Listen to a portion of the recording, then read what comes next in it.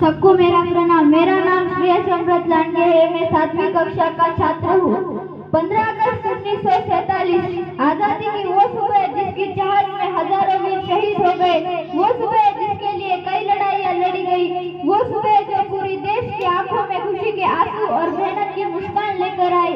आपने इस सुबह के कई किस्से सुने होंगे, पर इस सुबह से पहले एक काली रात थी। उस एक रात में जो हुआ उसका जिक्र नहीं होता। वो रात जिसमें खुशी तो थी पर जिसमें गम भी था। 15 अगस्त के बारे में बात बहुत हो गई। आज हम बात करेंगे उस काली रात की, और वो काली रात थी 14 अगस्त 1947। 14 अगस्त 1947 को भारतीय इतिहास का सबसे मुश्किल दिन कहा जाए तो गलत नहीं होगा, क्योंकि इस एक दिन में भारत का भूगोल, समाज और संस्कृति सबका बंटवारा हो गया।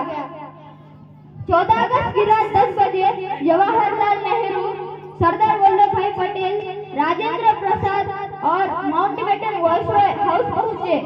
अब कुछ ही समय बचा था भारत को आजाद होने में, और यहाँ पर जवाहरलाल नेहरू अपनी स्पीच की शुरुआत करते हैं।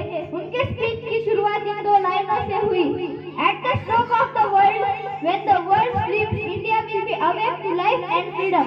यानी कि आधी रात के समय जब सारी दुनिया सो रही होगी, तब भारत जीवन और आजादी के बीच अपनी आंखें खोलेगा। सभा में तालियां थम नहीं रही थी, सदस्य बेंच से थपथपा रहे थे।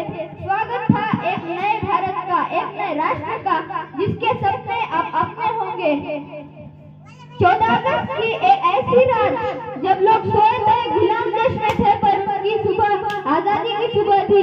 लेकिन जितनी खुशी हमें आजादी की थी, उतना ही गम अखंड भारत के टूट जाने में था, क्योंकि भारत ने अपना 3,46,737 किलोमीटर का एरिया पाकिस्तान के रूप में खो दिया था।